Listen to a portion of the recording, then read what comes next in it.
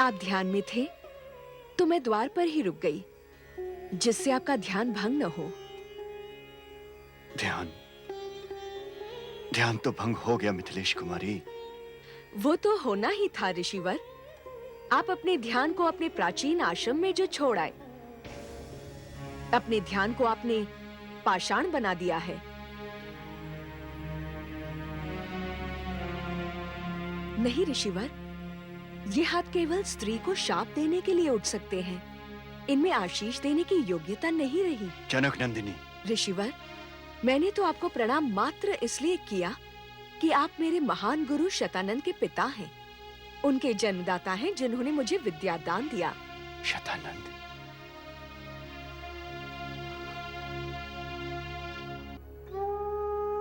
उसने तो अपने पिता से ही संबंध विच्छेद कर लिया। एक युग बीत गया, उसने मुझे नहीं देखा। जिस पुत्र के नेत्र अपनी पाषाण बनी माता को देखते देखते पथरा गए हों, उसे वो व्यक्ति कैसे दिखाई देगा जो उसकी माता को शिला बनाने का कारण हो? जनक नंदिनी, तुम कन्या हो, कुमारी हो, अपनी सीमा का उल्लंघन मत करो। ऋषिवर, मैं कन्या हूं, कुमारी हूं, किंतु आने वाली पीढ़ी और अविवाहित कन्याओं के लिए आपने ये कैसा उदाहरण छोड़ा है? माता अहिल्या भी तो विवाह के पूर्व कन्या थी, कुंवारी थी। यदि शिला बनना ही विवाह का परिणाम है, तो इससे अविवाहित कन्याओं को क्या शिक्षा मिलेगी? राजकन्या, तुम एक दोषी का पक्ष ले रही हो, विश्वासघात करने वाली एक पत्नी का पक्ष ले रही हो। विश्वासघात? कैसा विश्वासघात? छल देवराज इंद्र ने किया और दंड एक नारी को मिला। मुझे माता अहिल्या के शाप की सारी कथा ज्ञात है ऋषिवर। तब तो तुम्हें यह भी ज्ञात होना चाहिए राजकन्या कि यदि इंद्र ने छल से मेरा रूप बना ही लिया था, तो अहिल्या ये क्यों भूल गई कि उस प्रकार व्यवहार करना मेरा चरित्र नहीं था। जो वर्षों पति के संग रहे और उसे पति के आचरण का ज्ञान ना हो, वो यूं भी पाषाण ही है और उसे पाषाण ही बने रहना चाहिए। यही दोषारोपण मैं आप पर करती हूँ ऋषिवर। आपने भी वर्षों उसी आश्रम में उसी पत्नी के साथ समय व्यतीत किया। फिर आपको ये विश्वास कैसे हो गया कि वही नारी एक ही रात्रि में अपना चरित्र बदल देगी? उन्होंने दुख में सुख में आपके साथ समय व्यतीत किया, आपकी हर आज्ञा का पालन किया। उनकी वर्षों की निष्ठा एक ही रात्रि में विश्वासघात हो गई ऋषिवर। यदि उन्होंने आपके चरित्र को समझने में भूल की ऋषिवर, तो आपने भी उनके चरित्र को समझने में कौन सी उदारता से काम लिया है? आपने अकेली रहने वाली हर नारी के चरित्र को संदेह के घेरे में रख दिया है ऋषिवर। आपने अपने समक्ष इंद्र को अपने रूप में देखा और विश्वासघात का आरोप माता अहिल्या पर लगाया। आप उन्हें क्षमा कर सकते थे, किंतु लोक निंदा के कारण आपने उन्हें शिला बनने का शाप दिया। क्या ये तपोबल का दुरुपयोग नहीं था? एक नारी का दुर्भाग्य देखिए ऋषिवर, कि एक ऊंची पदवी के देवता ने उसके साथ देव शक्ति का दुरुपयोग किया और एक ऊंची पदवी के महान ऋषि ने उसके साथ तप की शक्ति का दुरुपयोग किया। क्या ये न्यायोचित था ऋषिवर? नहीं, भूल हो गई, बहुत बड़ी भूल हो गई पुत्री।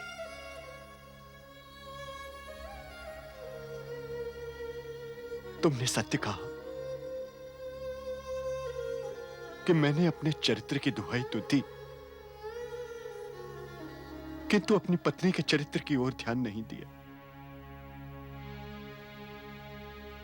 मैं पति था, पुरुष था, उसे शाप दे सकता था,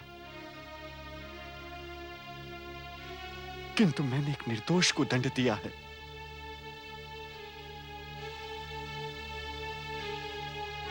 अब बहुत लंबा समय बीत चुका है पुत्री। मुझे अपनी भूल का ज्ञान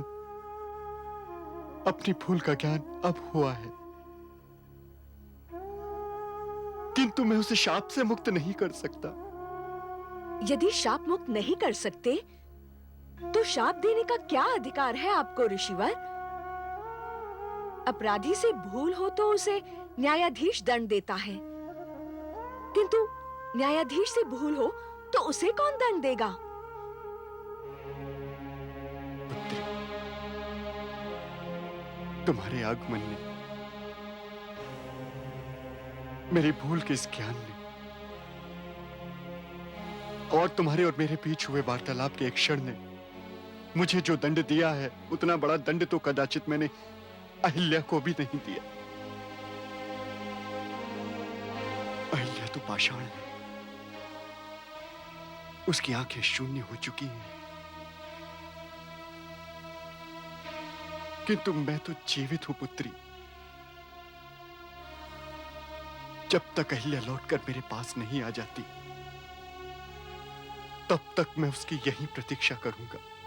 क्षमा करें ऋषिवर, माता की एक क्षण की भूल के लिए आपने उन्हें पत्थर की शिला बना दिया, किंतु उनका वर्षों का पति प्रेम कैसे भूल गए आप?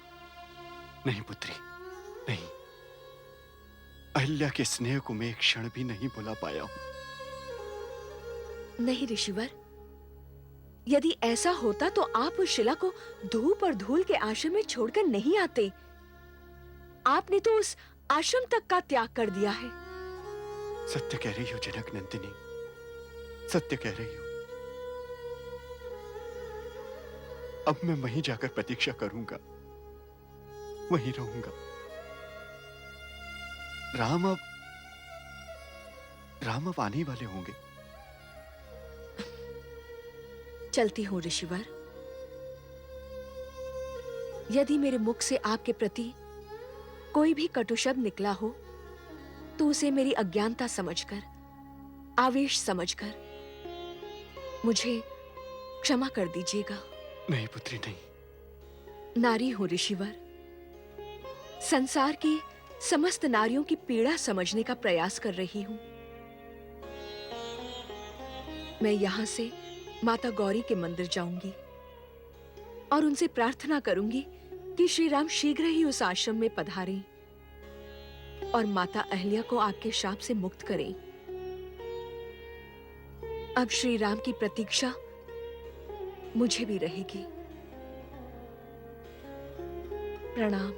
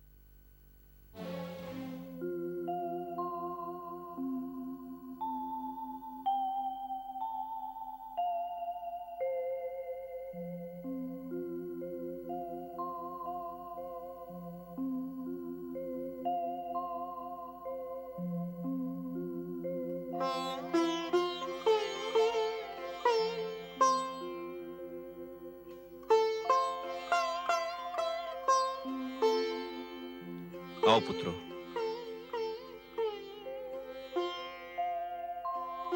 प्रणाम पिताश्री।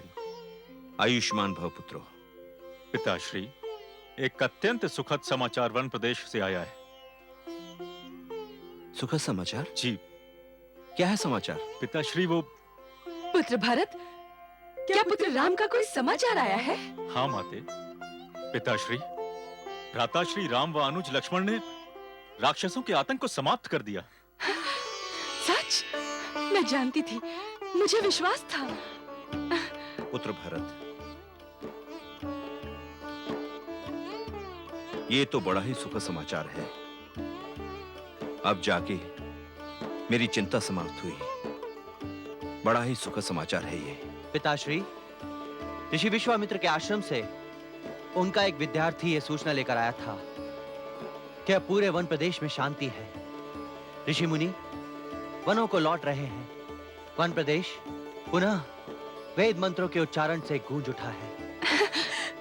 फिर तो हमारे राम शीघ्र ही लौटने वाले होंगे पुत्र। नहीं माते, उन्होंने ऋषि विश्वामित्र से शस्त्र विद्या ग्रहण करने का निर्णय लिया है।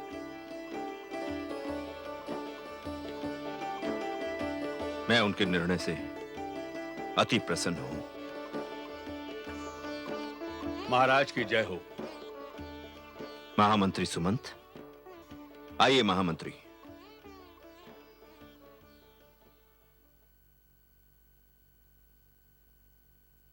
मिथिला नरेश महाराज जनक का विशेष दूत धनुष यज्ञ का निमंत्रण लेकर आया है।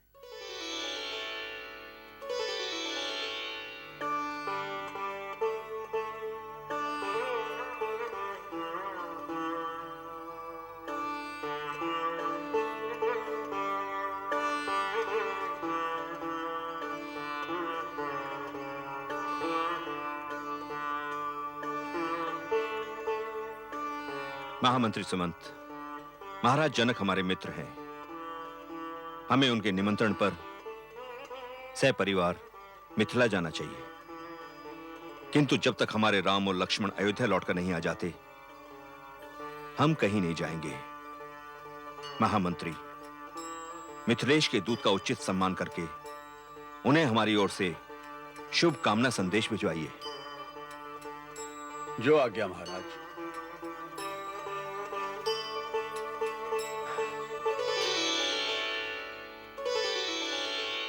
पुत्र भरत, अब यह बताओ कि महर्षि विश्वामित्र के शिष्य ने राम और लक्ष्मण के बारे में क्या-क्या बताया?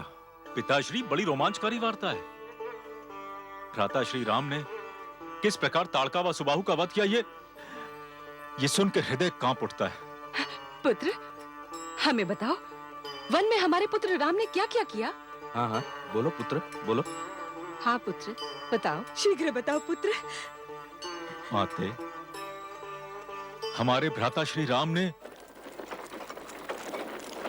हे राम, यात्रा के कुछ ही समय पश्चात ऋषि गौतम का आश्रम आने वाला है।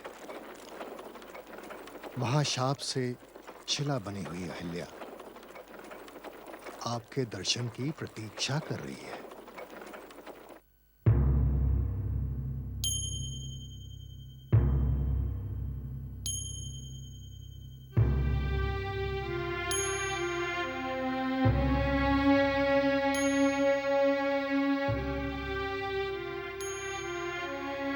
दशरथ नंदन, मार्ग में मैंने जिस महान गौतम की कथा सुनाई थी, ये उन्हीं का आश्रम है। गुरुदेव, शिला बन चुकी माता अहिल्या के पास मुझे शीघ्र ले चलिए। उसी शिला के लिए ही तो मैं तुम्हें यहां लेकर आया हूं वत्स। शिला के लिए गुरुदेव? आओ, शिला के दर्शन करते हैं।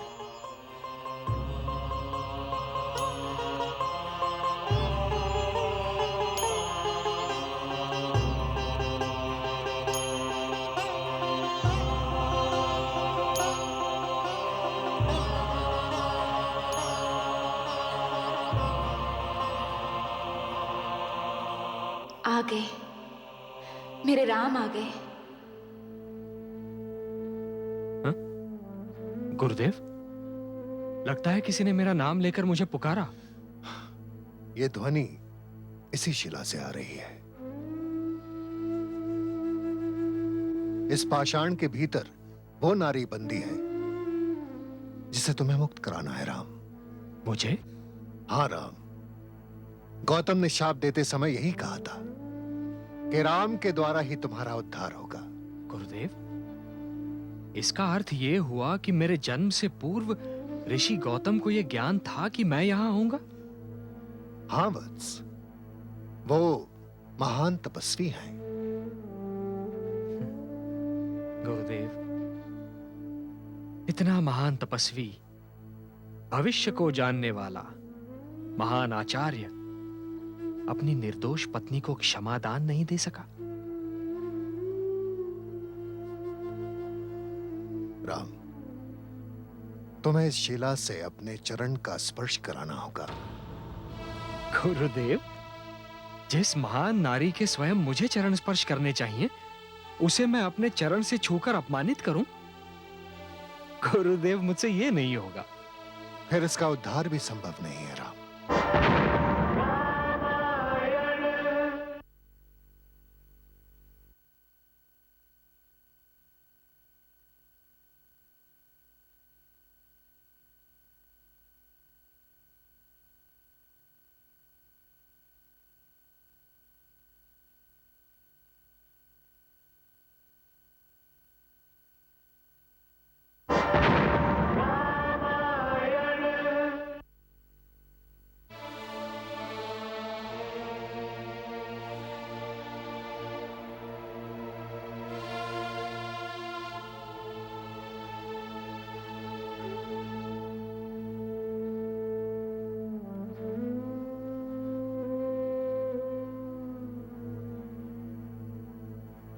हे ऋषि पत्नी,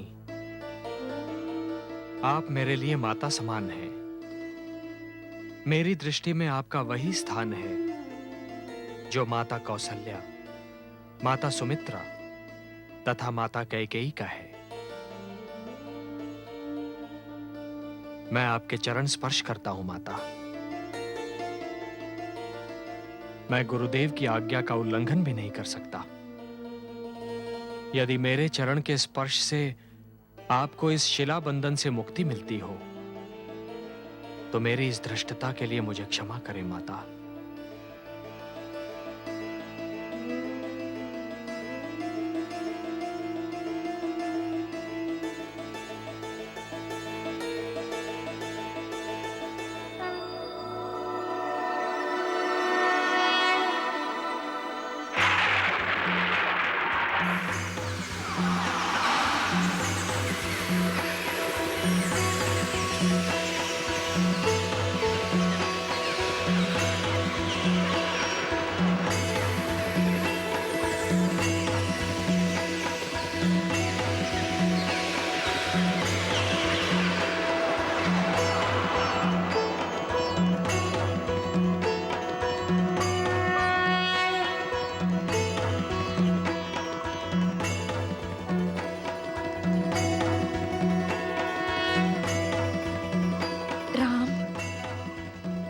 श्री राम,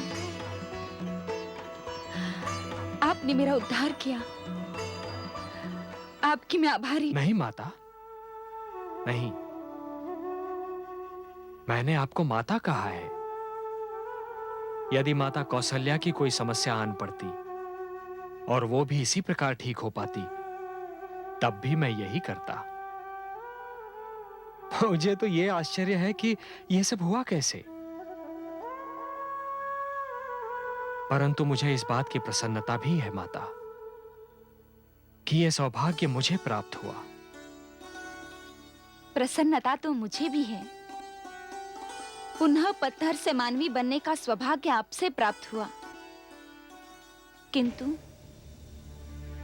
मुझे समझ में नहीं आ रहा है, अब मैं कहां जाऊं? मुझे नहीं पता मेरे स्वामी मुझे स्वीकार करेंगे या नहीं। ऐसा मत कहो देवी अहिल्या। स्वामी,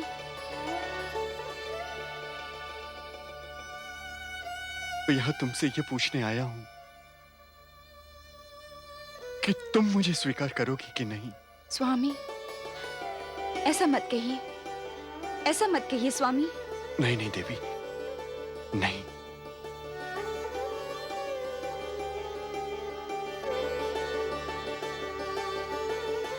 मैंने माथे के तिलक को पक्की धूल बना दिया था। अपना स्थान ग्रहण करो देवी और मुझे पावन करो।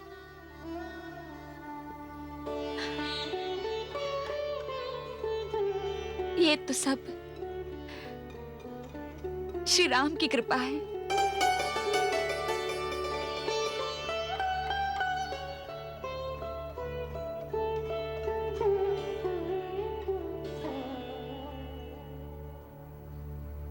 नहीं राम, नहीं।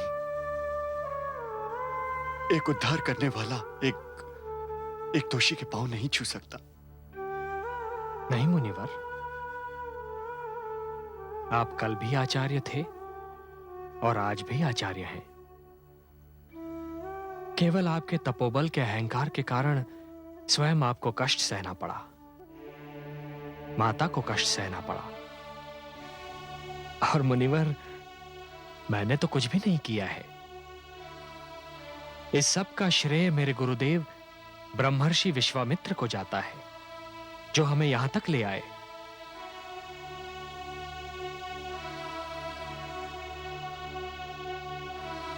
हे ब्रह्मर्षि, हे ब्रह्मर्षि, आपकी महानता तो जगत प्रसिद्ध है। मैं आपका अत्यंत आभारी हूं। ऋषिवर, हम सब नियति के हाथों की पुतलियां हैं। हम सबको विधाता उसी प्रकार से नचाता है जिस प्रकार मदारी बानर को नचाता है।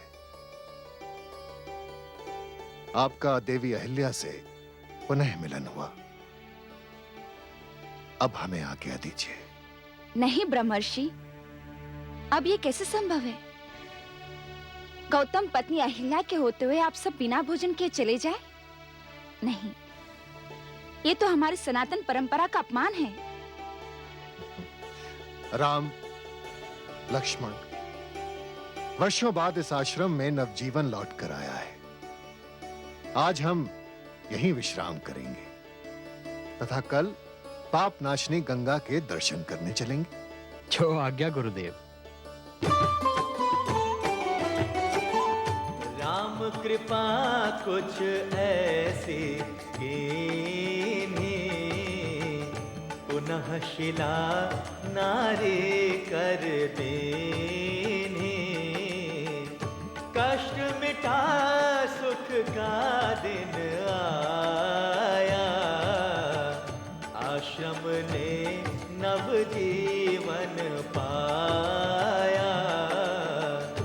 आश्रम ने नव जीवन पाया।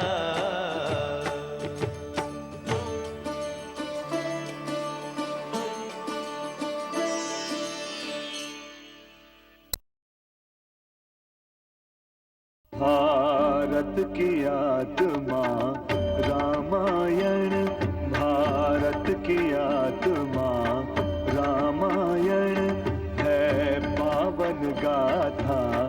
रामायण है पावन गाथा। रामायण मानव की प्रेरणा। रामायण युग युग की चेतना।